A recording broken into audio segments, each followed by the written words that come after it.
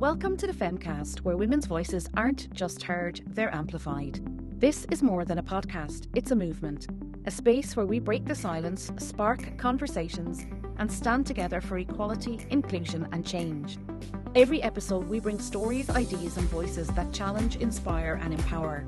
So if you believe in the power of women's voices to change the world, hit subscribe and join our community across social media at The Femcast. Or visit our website, www.thefemcast.com. Together we rise, we roar, we rewrite the narrative. This is The Femcast, and I'm your host, Anita White-Moran. Have you ever doubted your own reality, felt like the truth was slipping through your fingers even when you knew it was right there? That's not confusion, that's gaslighting. In this episode, we're pulling back the curtain on what's really happening inside the minds and the brains of gaslighters. Because they're not just difficult people, they're calculated, charismatic, and intelligent. They use empathy as a weapon, not to connect, but to control. And the cost is your confidence, your clarity, and your sense of self. We live in a society that refuses to apply the science. Science that tells us the key to ending abuse begins in childhood. In homes where children are seen, heard, loved, and empowered. Once we do that, we eliminate the breeding ground for manipulation, domination, and destruction. This is where we break the silence. This is the Gaslit Brain series only on the Femcast, and I'm your host, Anita White-Moran. You're very welcome back, Jen, and today we're pulling back the curtain on something that can feel both terrifying and confusing, and that's gaslighters and what's actually happening in the brains of gaslighters, bullies, manipulators. Well, in actual fact, when I read about what they can see on brain scans and what's actually going on in their brain and how their brain got to that place, I just felt a real wave of not hopelessness, just sadness. I mean, we live in a society that has not learned and will not apply the science it has on how important it is to raise children in homes where they are heard and seen and loved and nurtured and empowered. And the second we do that, we will eliminate the people in our lives who are highly abusive, who are gaslighters, who are incredibly manipulative, who are massively destructive, who go into workplaces and go into marriages and go into leadership positions and decimate things. Because the bottom line is, when you look at who they are and how they got there, they come from incredibly unhappy homes where they were exposed to abuse and neglect. Not always. There's always medical complexity. There's always genetics. There's always different things, of course. There's things that interfere. But the bottom line is, when you really take a global look at what's going on in the brain of someone who's abusive, you find that they come from abuse. The second we decide as a society to break that cycle, we will start to address what these individuals are doing and the damage that's in their brains. Yeah. So it's not like, if you're born with Down syndrome or cerebral palsy, that's it, you're born with it. These aren't necessarily born with it. It's developed over time because of the environment they're grown up in. Exactly. So when you look at, it's a bit complicated, but the gist of it is we have two sets of empathy neural circuitry in our brains. Now that kind of sounds like a heavy sentence, but let's just unpack it. It's actually pretty straightforward. So all of us have in our brains from the day that we're born, and we start activating them very quickly. We are born wired for cognitive empathy. So that's a kind of thinking empathy. We'll talk more about it. And we're also born for affective empathy, which is a feeling, emotion kind of empathy. And they're distinct. Okay, so we have these two neural circuits. We're born with them. It's innate. They are arguably the greatest gift that any of us have. And the leading world experts out there that talk about them say that the most important thing to train in an individual from birth throughout the lifespan is their empathy. Now, I would imagine that a lot of the people listening to us talking, Anita, are a little unsure what empathy means. So the fact that it's not even a word that every single one of us instantly understands, we know what it means. We've been trained in it since kindergarten. We know, we get all kinds of review lessons about it in the workplace. The fact that we don't even really know about it, let alone have any education on it, is why we are living in a world right now that is so fraught with lack of empathy. So let's unpack what it means. Empathy, to remind everybody that kind of knows what it is, and to just, give an idea to people who aren't sure of it. Empathy is when you don't feel sorry for someone. When you feel sorry for someone, that's sympathy. When you feel empathy for someone, you really are walking in their shoes. You are imagining what it is like to live in the world as if you were that person. It's like an incredible neurological ability of our brains to really enter into someone else's space and feeling and thinking and intending on a very, very deep level. So it's a skill.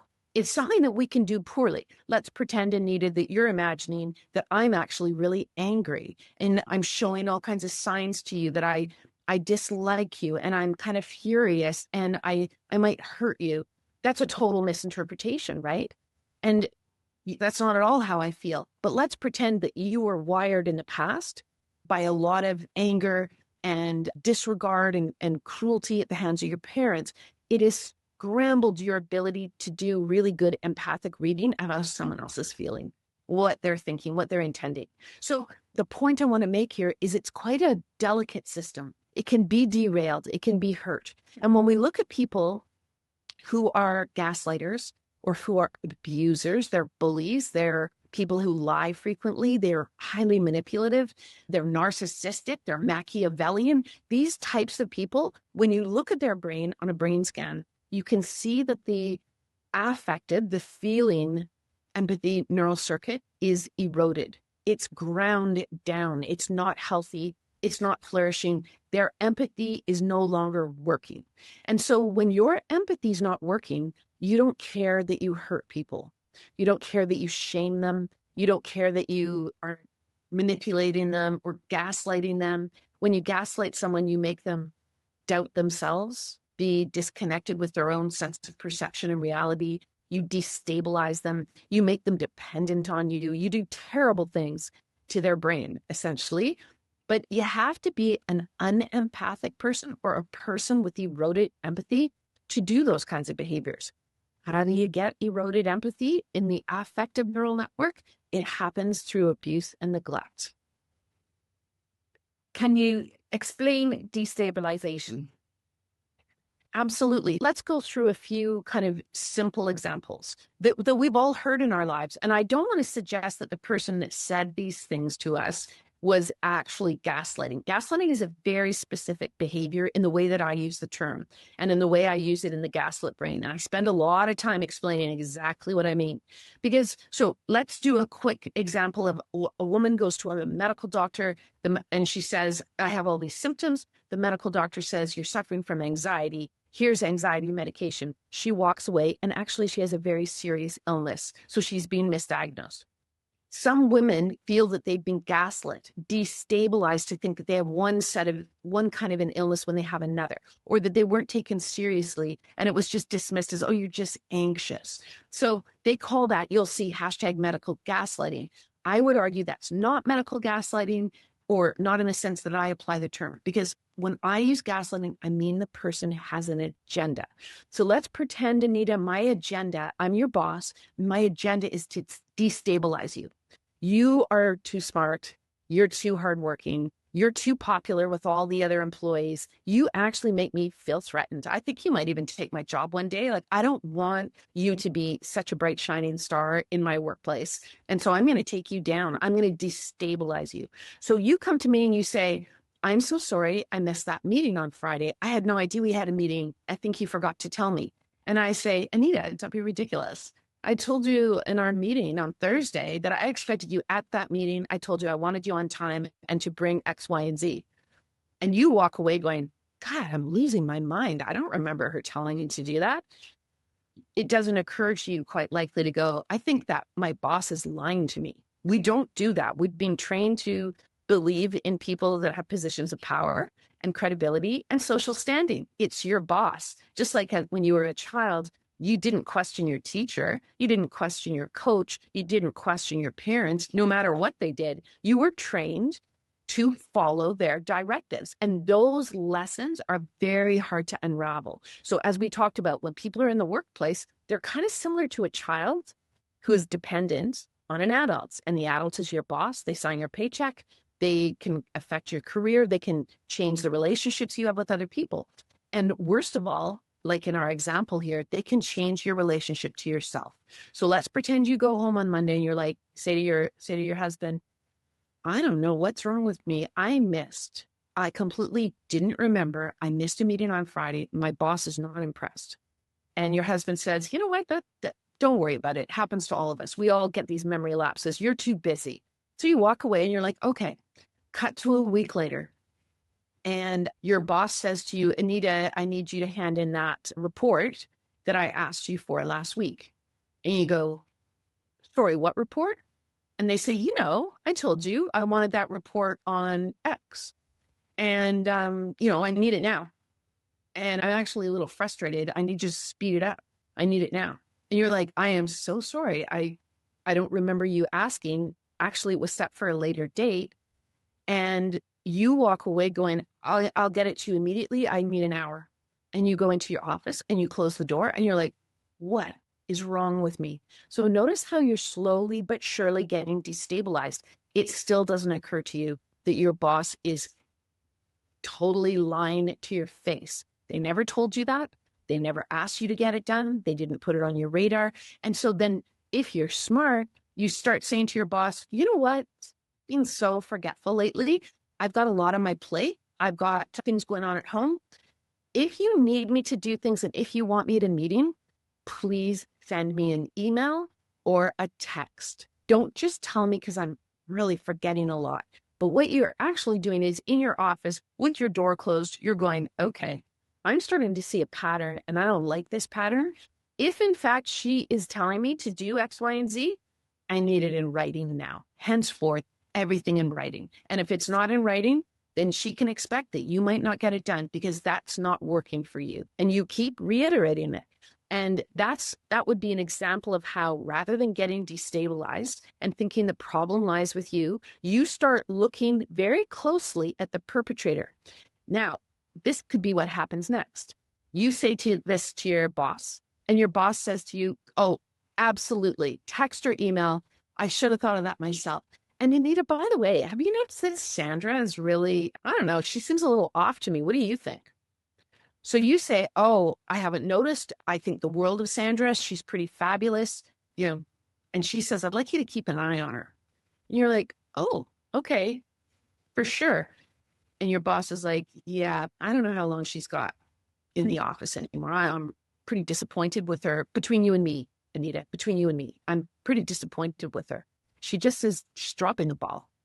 You go back into your office and you're like, oh, I wonder if she's saying that kind of thing about me to other people. I'm dropping the ball. I'm starting to feel really anxious now. I'm starting to feel destabilized. I am going to work harder. I'm going to try harder. I'm going to stay later. I'm going to start writing everything down. So all of a sudden, you're not looking at her anymore. She's tricked you into looking at yourself as if the problem lies with you. And her threatening Sandra, who's in the same position as you, has really made you feel completely unsure and confused and under threat. So your stress levels are now starting to go up. The more your stress levels go up, the more anxious you feel, the more you can't really concentrate. You find yourself ruminating. You're not thinking about getting the work done that is due. You're actually going back in your mind and seeing if you noticed anything about Sandra, and you start paying closer attention to Sandra and what she's doing. You might even start thinking that she's not doing a good job because the idea has been placed in your head, this threatening idea that your boss is watching and you're dropping the ball and Sandra's dropping the ball. And for all you know, you could both get fired in the next few weeks. I actually worked in a place where people were being secretly recorded, which is really disturbing. And I don't know what kind of mind would do that and then get people in at different times, and obviously they didn't know they were being recorded audibly and visually, and because it was an admin office. And then when he was with Jen, he would talk like that about Anita and Anita about Jen, and each other were thinking, they've broke my confidence. And it was really, really disturbing. It's very disturbing. And I think the key word that you're using there is broken.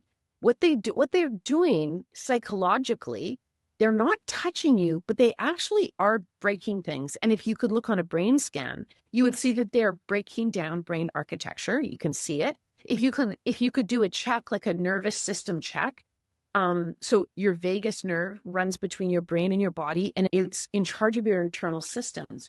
So that's why when you're in the office with this boss and you don't trust him, and you're starting to get more and more concerned and losing more and more confidence, chances are good your heart is beating faster.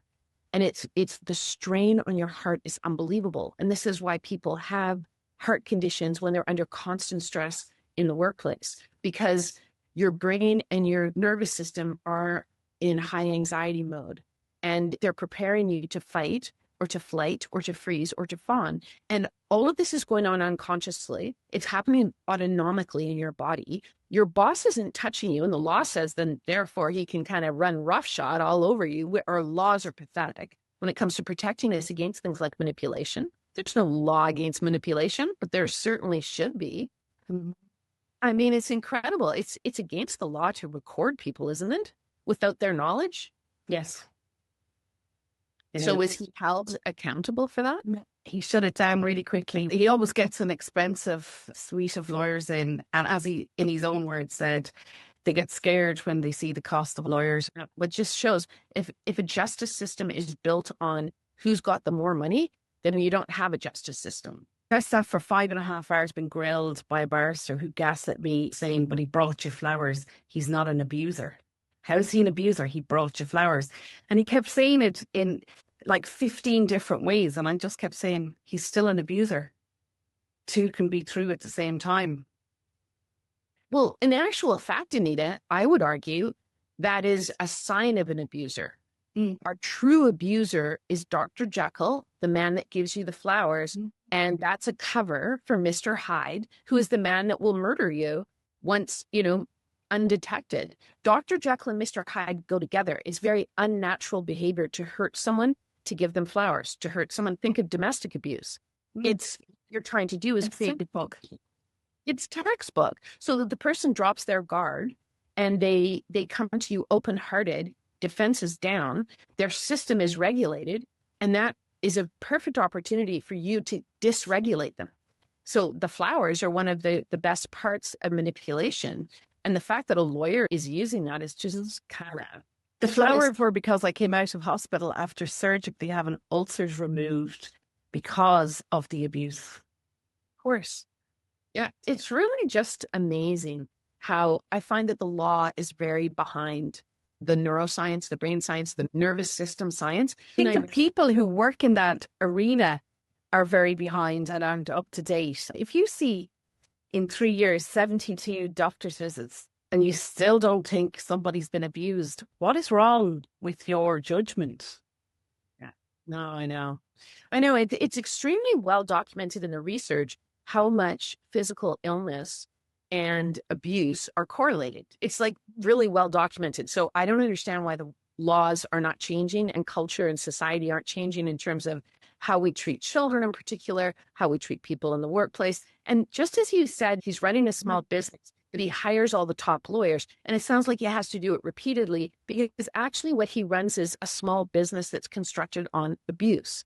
And the person who's the abuser, that's where they want to put their money, their resources, their energy. They love the abuse game. It's a cycle for them. And they're very addicted to it in the sense that they can't stop. And because it doesn't make sense. Like, think of what a better business he could run if he wasn't having to hire expensive lawyers all the time in order to address the grievances of repeat employees year after year after year. He just maltreats them the same way. Yeah. This is the stupidity of the brains of people who carry out abuse, because they could have a thriving business. Instead, they're spending money on lawyers that they could be promoting their business. Productivity could be up. So as somebody in a business watching this, morale is always really low because they're like, well, sure, I'll be next. It was just a matter of time for people. I think one of the most important things to understand about this type of individual is, as the psychiatrists and psychologists describe it, they have a game-like fascination with hurting people. They have a game-like fascination with abusing people, manipulating them, etc. So if you think about animals in the wild, you'll have a cat that plays with a mouse before it kills it. It has a fascination with the game of toying with this creature before its demise. The literature refers to them as intra-species predators. An intra-species predator preys on humans. It's a human that preys on humans. And I mean, they literally use that language because that is the goal of these individuals. They don't want to have a fabulous business unless it allows them to do more abuse. They don't want to have success in the normal. If they're a coach, they don't want to win the game. They don't want to win the championship. They want to abuse. That's the driving force. And it gives them what they need. They're addicted to the feeling of abusing others. I actually saw that. And you know, the neuroscience in your book, when the empathic pathway doesn't light up, but when they're manipulating, abusing, gaslighting, like that goes on fire. But obviously I couldn't see into his brain, but you could see the excitement. One day I was in a meeting and he always used the word fired. He was going to get one of our suppliers fired. He was going to write to the CEO of the company and get him fired because he didn't feel he was doing his job. And they got the last laugh. They just pulled the account. Well, you know, it's quite interesting because that's the word that the president of the United States likes to use all the time from his reality TV show. He loves to say, he's fired. You're fired. He loves it. And it's the identical thing. Even when it was a contest between who was going to be chosen as the next political leader, he would repeatedly say it sort of in this strange way in his speeches. He'd go, you're fired. And it was like, wow. So when you look at that, there's a desire for power. There's a desire for control. This is where you get the command and control, the coercion and control, dictatorship, authoritarianism. You know, Putin, for example, he doesn't have a desire to make his country economically viable and healthy and, you know, something that's going to be successful moving into the 21st century and connected to others in the world and building alliances and quality of life for the children and the education system and the workplace and industry. And, you know, there's nothing about technology that's exciting for him. He just wants to destroy. He doesn't care who he takes down with him. He loves to manipulate and he loves to have more and more and more power just come into him. It's a full-on psychosis. And it's really remarkable to me that in the 21st century, we still have this as a leadership model. We have it in the workplace, command and control, coercion and control, and we have it in the geopolitical world. And it's highly destructive. It's destroying our planet even, and many, many people with it. And when you see the Scandinavian countries that are so close to Putin and they're thriving and they actually hold empathy classes, Finland do it. You know, when Iceland, we had the crash in 2008, they just said, we'll weather the storm, we'll do this ourselves. They started 3-day weeks. Now all the women that were in leadership roles could actually have the balance that they so longed for. It was just incredible how they turned it around themselves and didn't have the rest of Europe dictating to them. And then you see Russia next door and it's so grey and bleak. And there's just no joy at all. No, it's really, I think that what's important about creating that contrast, just as you did, is that you show that, you know, it's a nation side by side.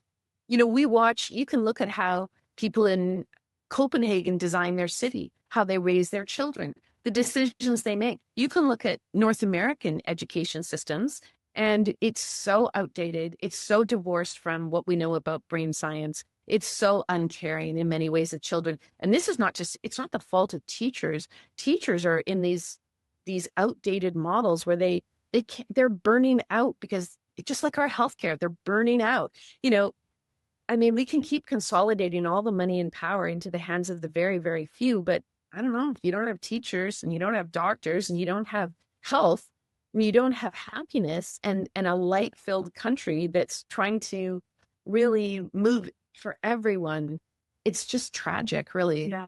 And bring everyone up with you and everybody rises together instead of leaving people behind and forgetting about them. And you're okay moving through the world while others live in such poverty. I'll never understand that. Well, it's a really interesting empathy question again. So let's go back to empathy in the brain. If you're finding this conversation valuable, make sure to hit subscribe to the Femcast so you never miss an episode of the Gaslit Brain series with Dr. Jen Fraser. And don't forget, her powerful new book, The Gaslit Brain, is out on the 4th of November 2025. You can pre-order your copy right now by clicking the link in our bio. Join us in raising awareness and demanding more psychologically safe workplaces and communities. This is the Femcast. So let's go back to empathy in the brain in order to look at that scenario. So what they know, what the scientists know, is that the more power we have, the more that we consolidate power, the less empathy we have. It's in an inverse relationship. So what happens is when you become extremely powerful, you look at poor people, you look at unhoused people, you look at children, you look at disabled people, people that have poverty, and you just don't care. Like, you don't have any feelings. It doesn't make you feel awful because you're so powerful that the empathy is kind of disappeared right out of your brain. So what's really important, and it's the model that we should have for people in positions of power, and they have to have so much knowledge and they need to have oversight, and they need to think on very extreme legal and intellectual and strategic levels. I get it. But what you need to do is surround that person with an empathy council, which goes back to, indigenous cultures had these kinds of things. And we do need a better model, because right now, having someone that doesn't care about other people making decisions about all of our lives and about the health and well-being of the planet really doesn't make any sense. It's destructive. So, our world is being torn apart by war right now. And the people that make the decisions about war, or the people that we're watching in the news, protesting in really violent ways against migrants who are just the most desperate people on the planet. It's not like they're, they don't want to be in other countries. They just have to be, or they're not going to survive. And I think all humans would understand and feel a connection to the impulse of wanting to get your children out of a war-torn country, or a poverty-stricken country, or a drought-filled country, or a politically corrupt country. Like, who doesn't want to do that? That's how Europeans ended up coming to North America. My ancestors are exactly those people. Poverty in Sweden, poverty in Scotland. That's why they came. That's why they got on boats. That's why they came to North America, for a chance to have a better life and for children to have a better life. Is that a criminal thing? Not in my books. I relate to it. And I know it's a complex problem. And I know people feel financially threatened, but we need to have a better system in terms of how we handle these kinds of migrations and movements, People in power, and the lack of communication to the rest of the nation. Because the Irish travelled, welcomed everywhere, loved everywhere. They even have days off in other countries for St. Patrick's Day, massive festival across the world. Yet we're having this here now where we don't like them coming in. And it's an absolute disgrace that people are marching and talking like we've never travelled or we were never welcomed. And the amount of undocumented Irish in the States as we speak now. And we have people here that don't want to help others. That's people in power not communicating and explaining that, look, we all can work together.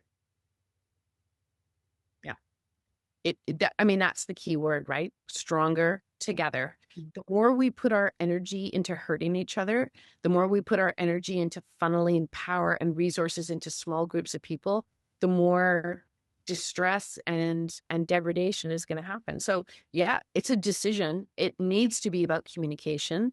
And we have a lot of brain science that shows it's the only way forward. Our brains were wired for empathy because that's the only way humans survive. We survive by understanding and caring about one another. So if you and I were in a brain scan and my hand was cut open, your brain would match my brain in terms of the pain neural circuitry lighting up. Yours would match mine, even though no one touched you. Just witnessing me being hurt would occasion that in your brain. Now, the difference would be your lighting up would be the same as mine, but not as strong. My pain is so strong, I can't function. I'm obliterated by it. Your pain is activated to understand how I feel and that I need help. Our brains were designed by evolution to behave this way. Our brains are designed for collaboration, for community, for connection, for care, for compassion. And we can destroy that in our brains if we want, and then we'll be just like machines. We will no longer have humanity. We can maltreat other human beings, including children, and feel nothing. I mean, if that is our goal, if we want to be more and more like ChatGPT and AI, we can do it. We can become robotic in how we are with each other and how we treat other people, how we treat the planet. We can just strip it of resources and not care about climate change. They're all choices. We can make those choices, but we have got to understand that it doesn't work.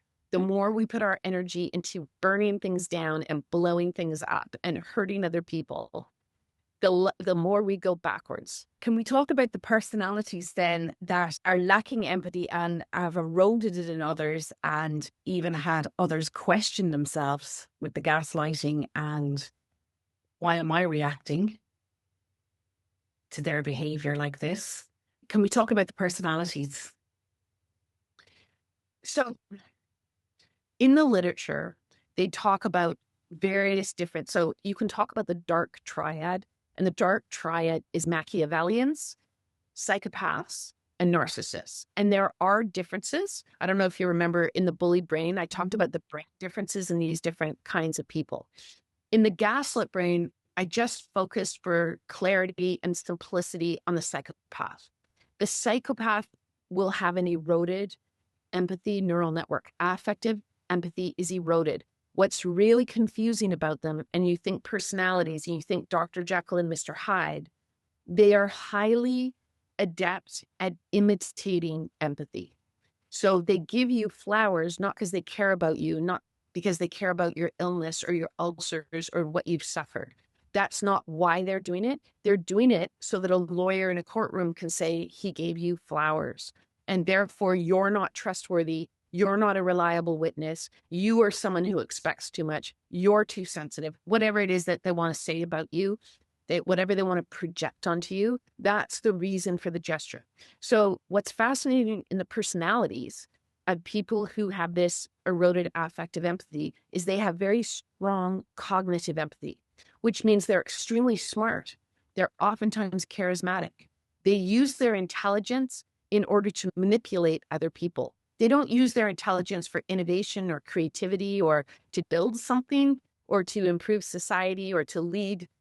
That doesn't interest them. They use their intelligence to cover up what they do, manipulate others not to see what they do, to manipulate others to doubt themselves and not trust their own perceptions, because they're the worst form of these individuals, the most destructive, is they call the puppet master.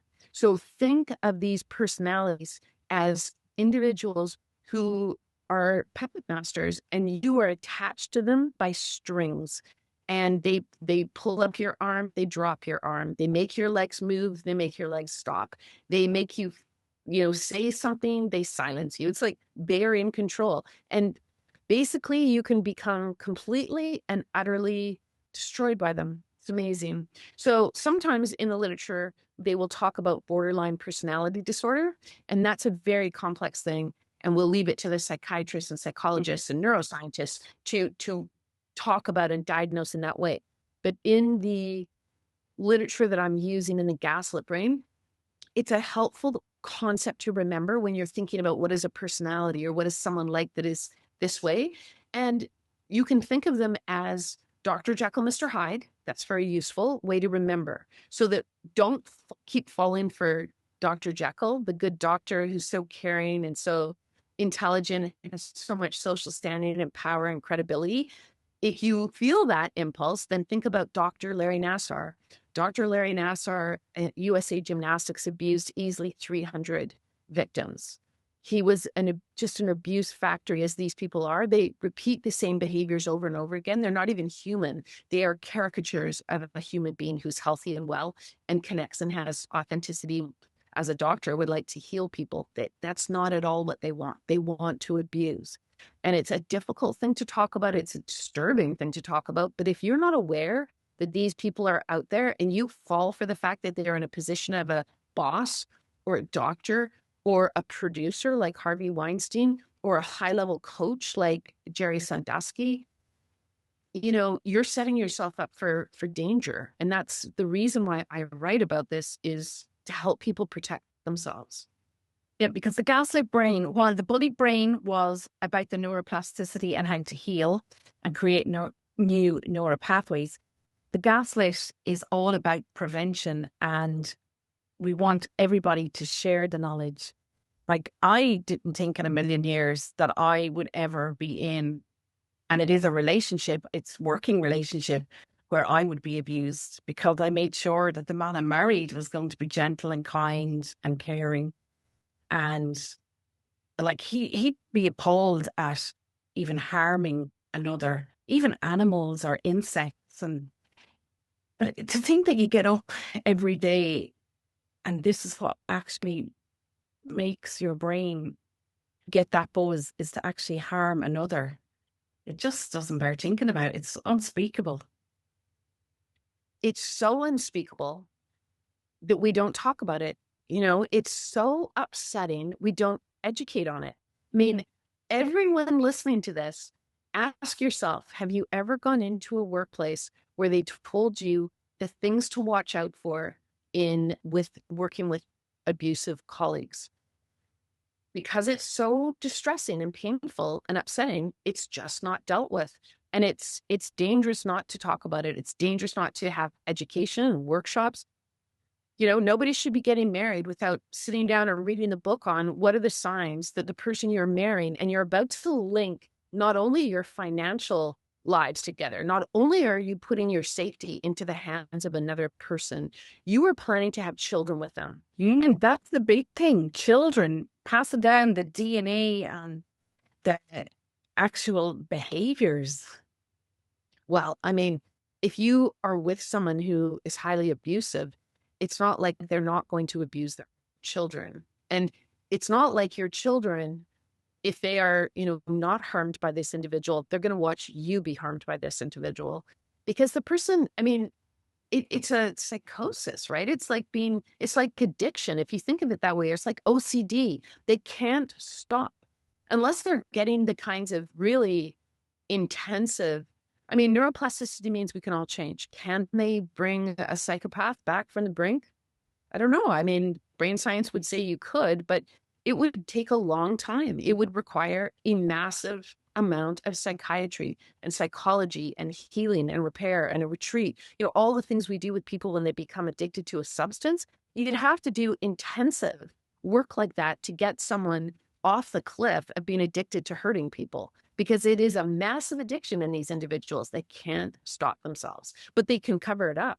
So it's very easy to marry someone who appears like Dr. Jekyll, and then cut to only a period of time later, do you start to really fully understand that you've married a split personality, a borderline personality, where they're Dr. Jekyll sometimes, but they're also Mr. Hyde.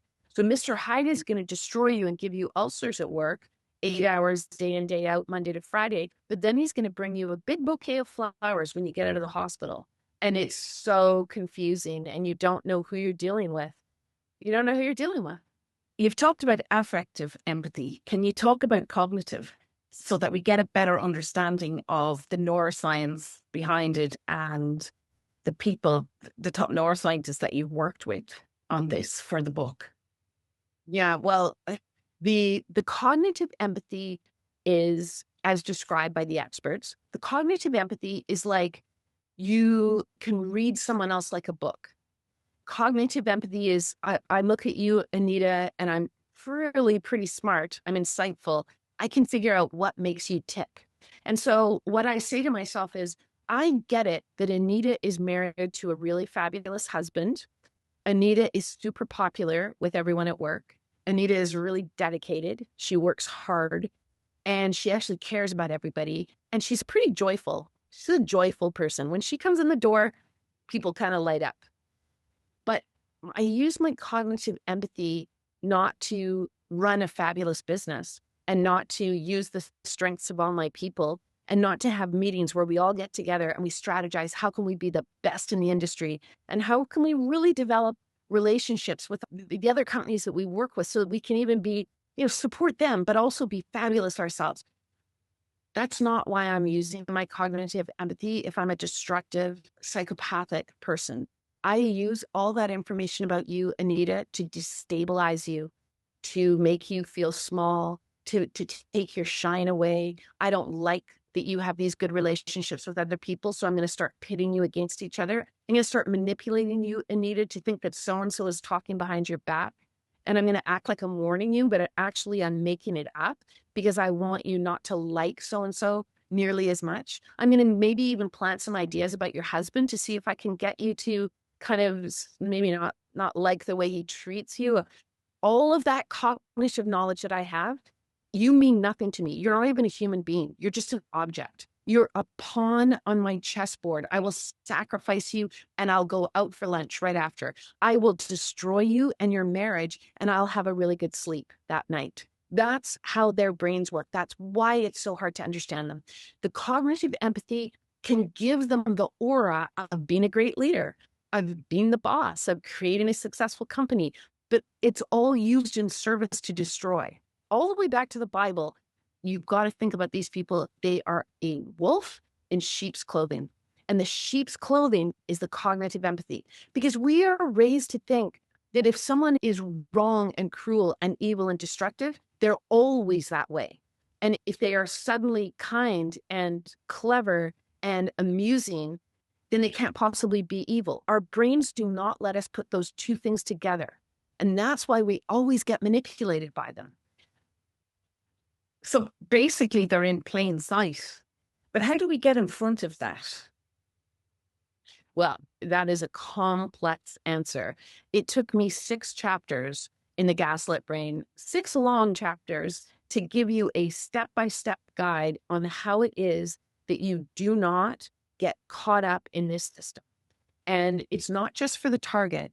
It's for the administrators. It's for the leaders of the company. It's for the HR. It's for all the people that get pulled into this totally destructive system.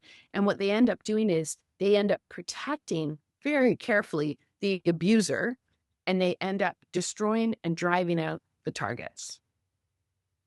It doesn't make sense, does it, that people see bad behavior but still work with it? And I'm guilty of that myself because I saw it a few months before I left. It beggars belief, the amount of people that they can bring along with them.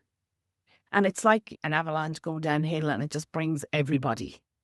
And it gets bigger and the people that are surrounding them just seems to just ripple out, and they have more people who get in front of you and gaslight you, and you know in your heart, this is what happened and you're telling your truth. I know. You know what will make you feel better?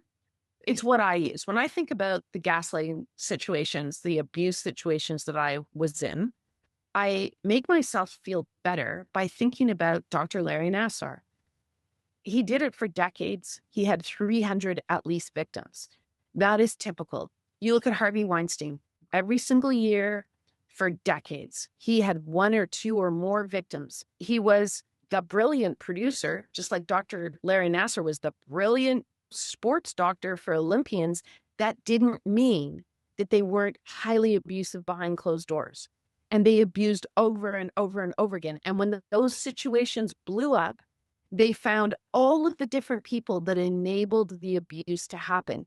An abuser cannot do it alone. They need as you describe it, I need a whole rippling pool of completely compromised individuals around them. And I don't fault them. Those people are trying to survive. They're in a workplace where they are destabilized. They feel threatened. They need their livelihood. They can't afford to fight. They're too far into their career to risk losing their jobs. I mean, they hold your life in their hands. And if they're abusive, a very dangerous battle. A lot of people can't fight them because they can't afford to. Just like you can't afford the justice system that we've created, which is for wealthy, powerful people to be able to run the show. It's like, how do you have a justice system where it isn't just completely paid for by the state? People enter into the justice system and they're just dealt with.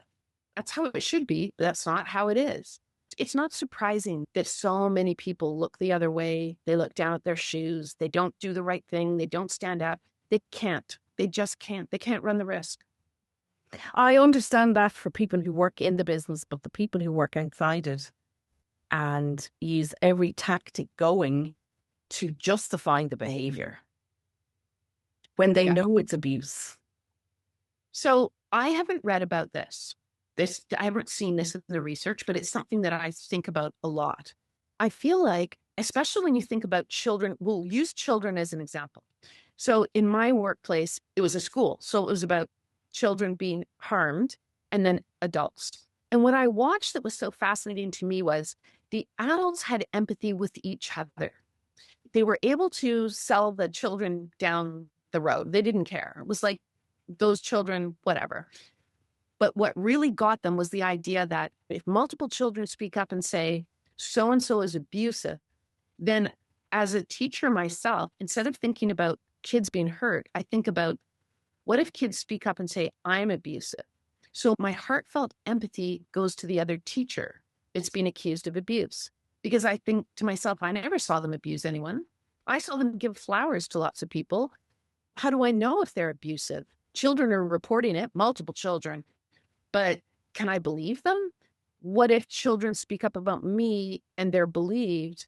I'm going to lose my position. So you can see how quickly our empathy can get pulled in the wrong way and be quite easily manipulated because it's self-preservation, it's survival. So our empathy makes us do the wrong thing, right? So, if you're a man and you hear women coming forward saying that another man at work is sexually harassing, your first thought isn't, oh my God, those poor women. Your first thought is, what if the women in the office think I'm sexually harassing them? I could lose my job. I could lose my reputation. I could lose my livelihood. So your empathy goes to the man that's accused. And that is natural to our empathy. What the research does say is that our empathy they call it tribal. We have tribal empathy. We have more empathy for people that are like ourselves. So the teacher has empathy for the other teacher, doesn't care about the kids. End of story. They're going to side with that teacher and say that teacher is being, there's a witch hunt. Same thing. The man at the office, he doesn't feel empathy for the women because they're not his tribe. He feels empathy for the man that's been accused of, allegations of sexual harassment. So you see that time and again across social media when, say, for example, rape cases come up, and we had a huge one here with McGregor recently, and all the men jump on, well, she went on a bender with him, she did this, she did that. She was so brave. The courage that took to go all the way with that case was not short of heroic. Well, and it is, right? Because the tribe is going to turn against you.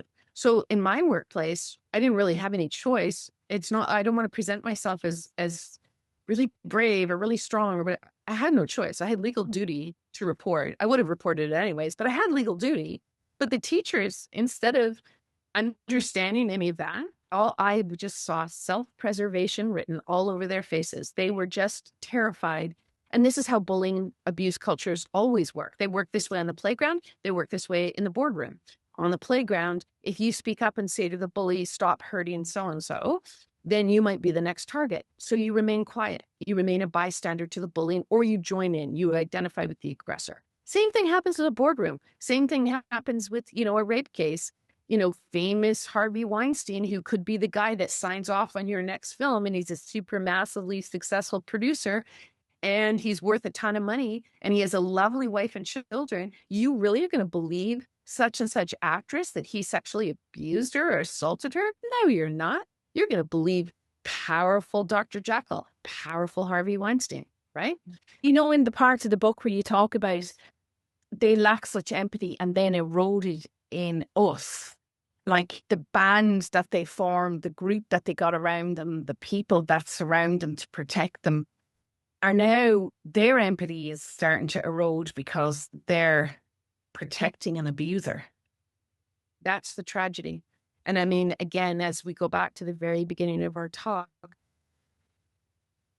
neuroscientists that write about empathy, that study it, that do the brain scans, that understand how it works in society, they say that empathy, our affective empathy, is the most important quality we have. It's what makes us human. And as technology advances more and more and more, and we see the geopolitical things we're seeing, we need to really all work together to protect our own empathy, protect our colleagues' empathy, our leaders' empathy, our children's empathy. It should be the number one educational workplace mission. And you know, I hope the gaslit brain really helps people come to that place, because the one thing you want to do is never let anyone or anything destroy your heartfelt feelings for all others. Even though it's painful to see poverty and feel it. It's painful to see homeless people and feel anguish. It's painful to see a drug addict bent over double because they're on fentanyl. All of that hurts. It takes energy. It takes resources out of you. And you can understand why super powerful people just don't want to have any of those feelings. You know, and the fact that we just keep throwing money at it after the event, and we talk crisis all the time instead of prevention.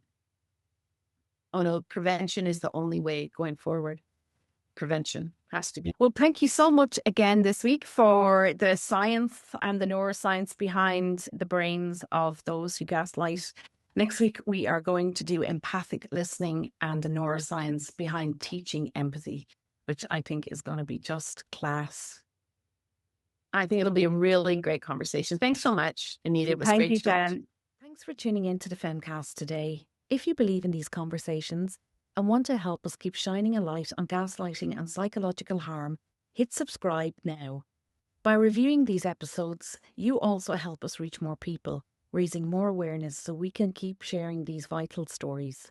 And don't forget, Jen's groundbreaking new book, The Gaslit Brain, is out on November 4th. You can pre-order your copy today through the link in our bio. Until next time, let's keep building safer, more accountable communities, because together we can end the silence and spark real change. I'm Anita White-Moran, and this is the Femcast. Today's episode was edited by me and produced by badgoose.ie, the bold new challenger shaking up advertising across Ireland and the UK.